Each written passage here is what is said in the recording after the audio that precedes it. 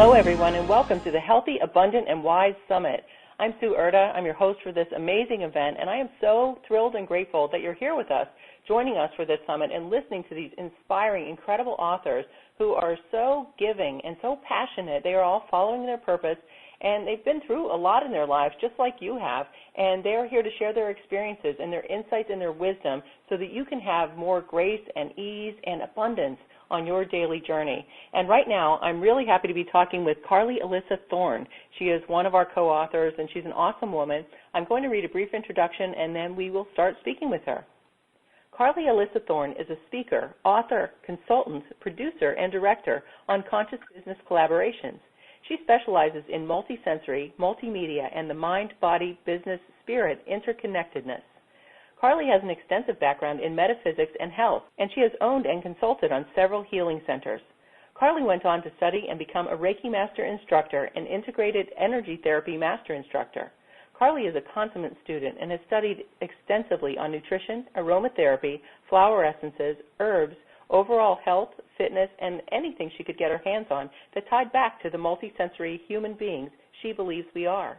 She has worked with individuals, families, and companies on comprehensive health programs and led numerous retreats.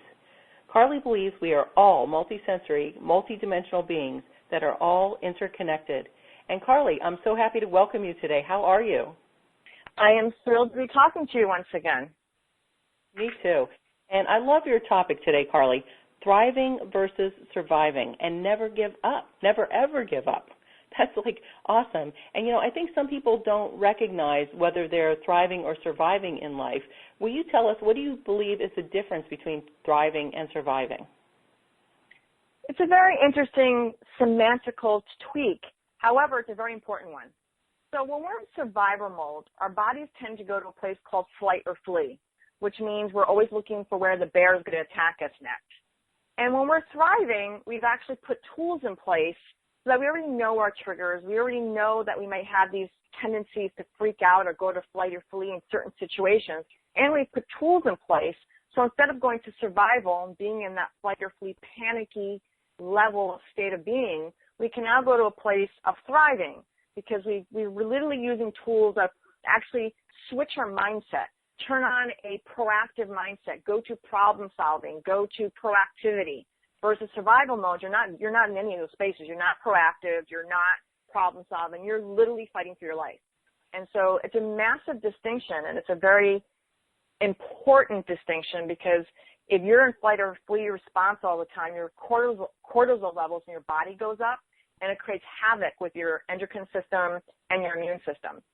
So I encourage anyone that's had any sort of trauma in their life to really put tools in place to really learn the distinguishing markers for thriving versus surviving. And plus, it's so much more fun to be in a thriving mentality and mindset and way of being, than being in constant defense mode. Because surviving, you get defensive, you get passive aggressive, you literally run, you avoid things, you hide. Versus thriving, you're not in those spaces. You're in being out in the world. You're wanting to collaborate with others. You're looking for proactive ways to engage with others and build community and collaboration.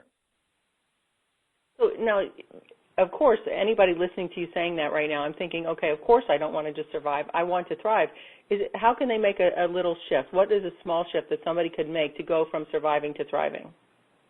I think one of the biggest and most simplest, literally instant shifts for someone is, and I tell executives this, literally lawyers before they're going into court, if you literally take your entire body and squeeze it like a vice grip, like literally clench your fist, clench your jaw, squeeze your eyes, squeeze your entire body, your legs, and literally hold your breath for like 5 seconds. Just squeeze everything so tight that literally you can feel it viscerally, and then literally exhale with a noise, your body will instantly shift.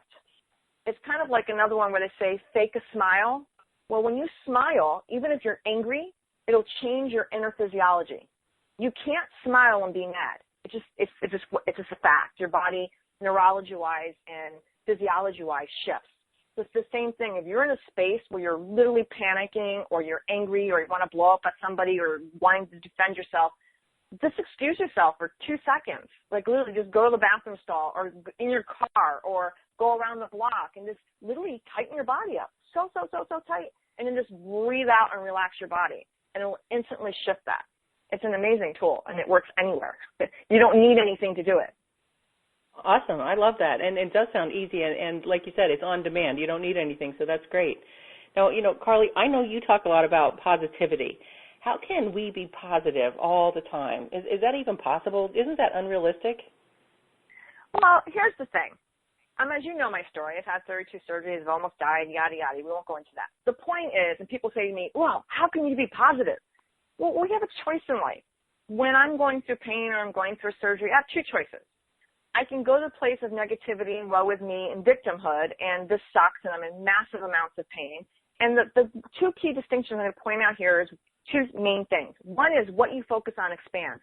So if I focus on that negativity and pain, I'm going to experience more pain and negativity.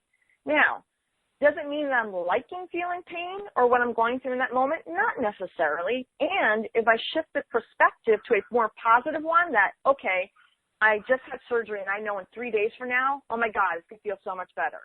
Or, oh my God, I got a brand new knee. I'm going to be able to really exercise again. I'm going to be able to walk really fast again. You really need to take any given situation, no matter how traumatic or how bad or even how minute it is, that you may think it's like, oh my, like this major blown up dramatic thing, and find the good in it and look for where you can create the good in it. Like, seriously, everything in life is a lesson. So you have two choices: react and freak out and blame everybody and play victim, or look at the situation and go, wow, I really kind of wasn't really nice in that situation. Okay, let me have the conversation and clean it up and move on. Own where you are, own your weaknesses, own your little trials and tribulations, and also celebrate. We don't celebrate anything. It's really sad. We don't celebrate that we wake up in the morning. We don't celebrate that we breathe. We don't celebrate a friend having some major kudos for that day. We do not celebrate the small things. So I invite people to celebrate the small things. And when we're doing that, it is very realistic to be positive, because you're looking for every moment, you're looking for the positivity in that situation.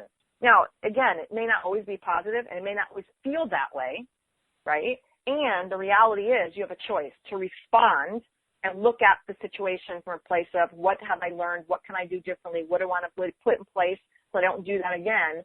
Or you go to a place of, full-blown reaction and be in victim mode. So is that unrealistic? Of course it is. We're human beings. We're beings that make everything mean something, right? However, realistically, every day, every moment, every second, we have a choice in how we choose to deal with the situation. Absolutely. I heard you say a couple things in there, and one of the things I heard you do is ask yourself questions, like, oh, I can look at it this way or I can look at it this way. So there's these questions in there.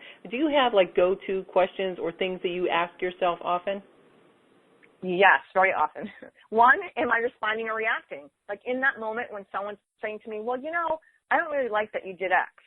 Am I immediately going to go to the place of defending myself, which is reacting, or really looking at it and going and putting myself in the other person's shoes and possibly understanding why for them it landed that way? What was my language like? What was my body language like? What was my tone like? How was I being in that moment? Because that's the thing that we don't get is we're all different. We all learn differently. Some are visual, some are kinesthetic, some are audio digital. Some are super sensitive. Some are like bulldozers, right? So the thing we need to learn as human beings is we need to meet people where they're at, and we can't treat every human being the same. It's like a personal trainer attempting to train every single client the same way. It doesn't work because we're all different. Yep, absolutely. I like that a lot. Now, I know, Carly, I follow you on social media and stuff, and I know you just created a hashtag called #BLAW or BLAW. What is that all about, and what does that mean? So as you know, I'm all about empowering, motivating, inspiring, and educating people. And, I deal a lot with people that have had trauma or trials and tribulations, however you want to look at it. So when you hear the word BLAW, what do you think of? So what do you think of when you hear the word BLAW? Blah, yuck, bad, boring. Nice. Exactly. So I decided to start the conversation. It ties into your previous question, how can we be positive all the time? So working with my clients, I'm always working with them on affirmations and literally self-love and literally loving others. Because, you have to love yourself in order to love others. So I actually created this mantra for my clients that they would say to themselves every day and write it on the mirror and on a little sticky note: you are beautiful, you are loved, you are appreciated, and you are worthy.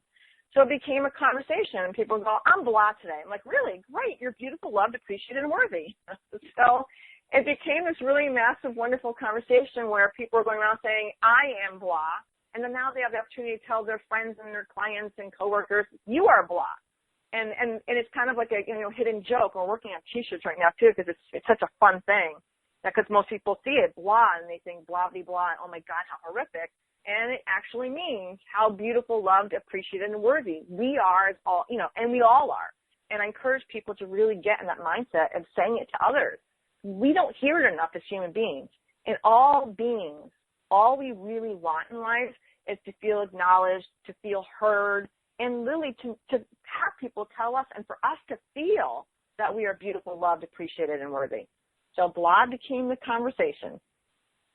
I love it. Blah. I feel blah today. That's a whole new meaning for me, because usually when I say blah, it means a whole other thing. So I'm going to have to switch my mindset, and I like that a lot. That's cool. So, and that's a great tool that you use. So that's kind of an affirmation in a sense too. Are you a big proponent of affirmations? I am. I get that, they don't work for everybody, and there's a lot of neurology and science if you're looking to affirmations and sound and tone and all these different things and modalities. And affirmations, they do help. They're not a cure-all. However, in a moment, in a shift, you can really shift your mindset in that moment. When you're telling yourself when you're angry and mad or whatever's going on that you're beautiful, loved, appreciated, and worthy, and really look in the mirror. And I have a kind of a unique way of doing it. Is one, I'll have them read it silently in their mind, and then I'll have them read it out loud, right? So they're getting it in a different perspective, feeling it, and when you're saying it out loud, you'll get that trickster going, oh, that's a bunch of bullshit, right? That's BS. That's not real. I don't really feel that way. However, by actually saying it to yourself and then saying it out loud and really just staring at yourself in the mirror and being with it, if you continue to do that, you can really start to feel and, start to love yourself and realize that you really are a beautiful human being, that you really are loved. We're all beings of love. When we were born, we're just a beacon of love. We didn't know anything else, it wasn't until life came into play, right? And that, this is the biggest sentence I'll say to anybody. There's always someone, somewhere, who has it worse than you do in that given moment. So if you can think of that, you can go to the place of really starting to look at blah, because no matter how bad you think you have it, there's always someone somewhere that's going through something worse. That's life. Absolutely true. Yep, and that's part of my basis for my gratitude practice too. If I'm feeling like I can't find something to be grateful for, I remind myself of that, and I'm like, look, so you've got it pretty darn good here, and I remind myself, and I go from there, and it's really, that starting point, and that's great. I love that. Now, Carly, I know that as a coach, you have lots of tools that you use with your clients. Can you give our audience some tools for their daily life? Well, we've actually gone through a few of them, so I can recap on some of them. One of them is literally tightening up your body and just releasing with breath. Daily exercise, move that body. I don't care if it's a fast walk around the block before you go to work. It's really important just to move your body and get that your cellular energy and juice up. And I also invite people at nighttime, when you come home and you're getting out of the car and the commute and all the drama of your day, go for a walk with a loved one. And again, it doesn't have to be a half an hour. It's just a way of literally getting your body to relax and decompress. And walks are an amazing tool for that. The blah, seriously, blah people. Tell people how beautiful, loved, appreciated, and worthy you are. Tell yourself. Write a gratitude journal. It's such an empowering thing. Like you said, when you're feeling blah, right, you can actually write something that you're really grateful for. And it could be something as simple as I woke up this morning. It doesn't have to be some convoluted, really deep thinking moment if you're really in a situation where you really just want to throw in the towel. Just be grateful that you're breathing. Be grateful that you have 2 feet, that you have 2 hands, that you have a mouth to talk with. You can go to real basic things when you're in this place where you're completely stuck. And again, I invite you to smile when you're in that really angry mood. Get in front of a mirror, just put on this big, silly grin. Dance in place, laugh out loud. There's 1,000 things we can do to shift. Music is a really powerful tool. Sound vibratory music to sleep with. There's all sorts of hypnotic, there's sound vibratory music, there's hypnotherapy, there's NLP, there's all these great tools via YouTube or iTunes where you can download playlists to I carry my iPhone and an iPad with me all the time, and I have all these playlists. So any given moment, if I need to shift something, I can just pop in a playlist. Just hit a button, and I can transport myself to another place. So those are, and obviously another big one, eat as healthy as you can. Feed your body nourishing foods. It really makes a difference in your mood and your affect. All that sugar really makes your body go up and down. All the processed foods, again, makes your body go up and down. And then you're crankier and moodier and you become more negative. So just really do anything that's more proactive for yourself, that's going to put you in a state of being that is healthier, happier, and more positive. I love that. I was actually just going to ask you about eating, nutrition, and fitness and those kind of things, because I know that you're a trainer, and I know that you've had a lot of physical transformations in your life. Is there any, what are some specific foods maybe that you can tell our audience that are high-energy foods that they should absolutely be putting in their body? Well, here's a great one that I love that people no, I can't do that. It's a lot of fat. Fat is such a big misnomer in terms of we can't have any fat. Avocados are extremely healthy for you. They have a type of acid in them that really helps your skin. It actually does give you energy. You can make an avocado smoothie in the morning if you want. I mean, I do an avocado a day. They're just amazingly full of nourishing acids and fat. There are certain fatty acids that are really healthy for you. Coconut oil. Coconut oil you can put in your coffee. They call it bullet coffee. It nourishes your joints and your skin and your cells, and you can stir fry with it. You can put it on your skin. By the way, coconut oil is a natural sunscreen. Most people don't know. There's so many amazing things that are cornucopia of nature that is just there for us. Aloe, amazing thing for your skin as well. Also great for your insider body. Drinking just 2 ounces of aloe a day. That they make it now. It doesn't take literally. You can get distilled, tasteless aloe, and none of these things are super expensive either. So there's so many things. I do tend to tell people really study or look into understanding alkaline versus acidic. Lemons are not acid, even though you puck it. They're very alkalizing to your system. So I do first thing in the morning is lemon water with honey and turmeric and ginger. It's a kind of an Ayurvedic tonic. Lemon water in the morning is amazing because it kickstarts all your organs and alkalizes your body. So I encourage people to really understand the differences between fruits and vegetables and, making your body 80% alkaline and 20% acidic. Oranges are extremely acidic, and not only are they very acidic, they're also extremely high in sugar. So if you're going to do orange juice, I really encourage people not to drink orange juice, to actually eat the whole fruit, because then you're getting all the fiber and everything else, and it doesn't process like liquid sugar and dumping all the acid into your stomach. So you just kind of need to educate yourself. There's so many great things out there. YouTube. I mean, that's the wonderful thing about the life we live in. Technology is an amazing educational plethora of information. And just be due diligence that, you find sources that are reliable. And literally find out and find out what type of body you have.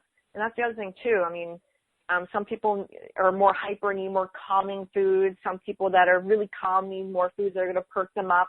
They might like to do some chili powder or paprika or those types of things, like heat up their body or give them some more spunk.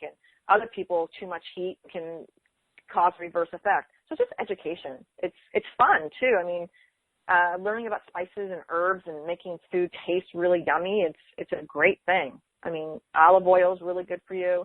You just kind of really need to know that not all fats are bad, and to stay away from all the processed foods and the trans fatties and the wonderful corn syrup. Because the funny thing about corn syrup, what most people don't get, is now with GMO, all corn syrup is GMO because corn syrup comes from corn. And literally the majority of corn out there is GMO, genetically modified corn. So, and then read food labels. We don't read what we put in our bodies. If you're picking up a can or a glass jar, I also encourage people to eat, if you're going to do canned goods, do it from glass, not canned. Read the ingredients. We just don't do that. It's got massive amounts of sodium, or it's got, cottonseed oil or soybean oil. Read your labels. And attempt to eat more from the, fresh, healthy produce and vegetables and fresh meats and fresh grains. Yep, absolutely. Okay, great. Avocado, coconut oil, great stuff. I love that. And, what you said is so simple, and I agree with you. I love YouTube. It's like my favorite thing. I go there at least once or twice a day because there's just so much information that's available to us. So I love that. Now, Carly, I know that you talk about words and communication, and earlier you talked about responding versus reacting. Can you tell us a little bit more about that? So I'm going to ask you a question, Sue. If I say to you, I love you, but, what are you waiting for? But, whatever is on the other side. So if I say I love you and, what are you waiting for? I have more good stuff. Right. So I just encourage people to really look at the words they're using. Now, in speaking, in neurolinguistics, there's two forms of formats for the word but. I purposely don't like the word but in what I do and teach, because when I say the word but, it literally, this is an energetic thing. Most people don't understand this, but your solar plexus, which is the third chakra in your body, shudders when they hear. That's what we don't get. When I say we're multi-sensory beings and we're energetic, that's part of energy. And whether you believe in energy or not, science now is proving it exists. We have a electrical system in our bodies, and we have a meridian system, which is all energy. So when our bodies hear certain words or see certain colors, our body shudders. So when we hear someone, like a boss, coming up and going, hey, you did really good in that job, but your solar plexus shudders, and it shuts you down, and you go to the flight or flee or defend mode. So now you're in a place of having to defend yourself because you're going, well, what do you mean? Like your body literally goes to that place of, well, but what? Like, what did I do? So I encourage people to use the word and, because A, your body doesn't shudder. 2, you're still going to be open to hearing what the next sentence is going to be versus shutting down and going into defense mode. Again, respond versus reacting.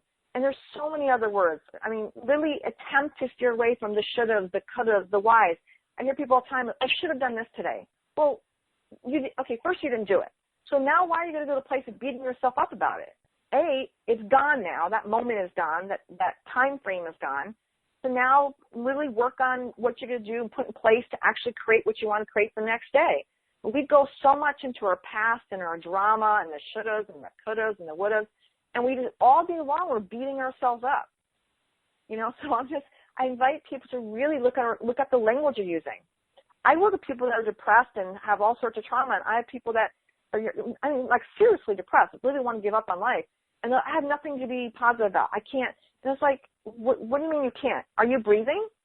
Like, do you have 2 feet? Like, when you're in those spaces of negativity and reaction and, I don't care if someone's attempting to sue you or whatever the drama is, really look with how you're handling it. Maybe the person suing you has, anger issues and trust issues, and really try to go to a place of compassion and look at why they're like that. Seriously. I mean, you have to really look at where people are at and where they're coming from and why they're the way they are. No abuser has not been abused. No one's just going to go sexually abuse a child or smack somebody around. You don't think they've been through something to be that way? So we really need to look at the language that we use with people and how we're being in that moment. So just really look at that. Pay attention to it. And the funny part is the more and more you do it, you just become conscious of it. I'm not perfect. I say the word but occasionally. And the only difference between me and somebody else is I'm really hyper aware of it. So if someone's interviewing me and I say the word but, I immediately replace it with and. But right in that moment, because I'm acutely aware of it now, because I've practiced and practiced and practiced. Do I respond or react? Do I never not react? Of course I react. I'm a human being. We all react.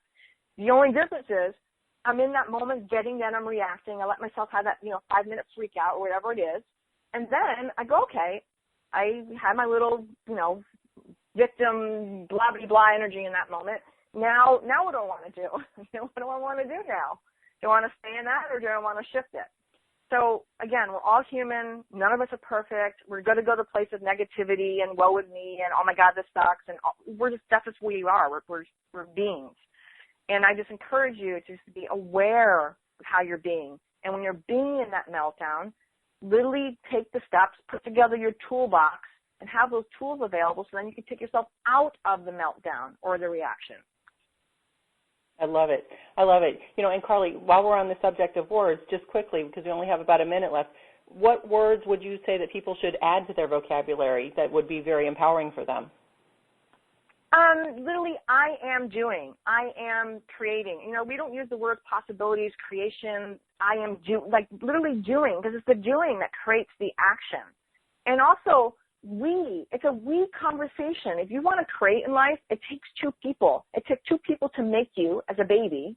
It takes two and more people to create work and business and, you know, possibilities and collaboration. So expand your language from the I to the we.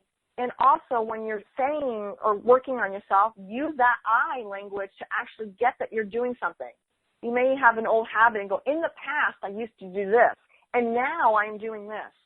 So really work on the words of appreciation and acknowledge people and thank you. My God, please put thank you in your vocabulary like all the time as much as you can. Thank people, appreciate people. We don't, you know, some people never hear it, and you'd be surprised once you start putting these languages into your words, you'll start hearing that more. You'll start to get it back more because you're making that your focal point versus if your focal point is always negativity and you're bad and you're wrong and all this other stuff, that's what you see. But the world only creates what you create in terms of what you see. You know, like it's almost like horses with blinders on. If your focus is only negativity, that's all you're going to experience and see. If you expand that focus to other possibilities and ways of being, and again, the biggest thing I can say is what you surround yourself, people, places, and things. Okay, your environment, the people you collaborate with, who you talk to, who you're being with, who you live with, in that environment really creates that for you. So if you want to be a more empowering person, more positive person, really work on your space, work on who you're being, work on the people that are in your life around you. Create that. So you can create a positive. You want to eat healthy? Find people to live with or create the environment in your home where it has that. Don't have the junk food in the house. Don't have all the stuff that you don't want to put in your body. Have a clean, organized place. All these things impact in every shape or form your entire being. I love it. Well, Carly, those are certainly things that are going to help us be more of thrivers instead of survivors. So thank you so much for sharing all of this. I know some of our listeners will want to reach out to you. Can you let us know how they can do that? Absolutely. My name, CarlyAlyssaThorne.com, and that's CarlyAlyssaThorne.com. And the reason why I use my middle name is because there is another actress that is my name minus my middle name. So it's long, yet this way when you put my name in, you can actually find me. So yeah, I'm all over. As Sue said, I am literally all over. If you Google me, I'm literally all over social media. And I really look forward to helping or empowering anyone who needs some direction of any kind. I love working with people. I love people in general. Awesome. Carly, really, thank you so much for being here with us today and sharing all of this wisdom and insights with us. I am so grateful for you for that, and also I'm really grateful that you shared your story, a lot of your life story actually, in the book, Healthy, Abundant, and Wise, and I am so happy to be connected with you and to know you and to know that you're out there doing lots of positive, great stuff in this world. Thank you so much.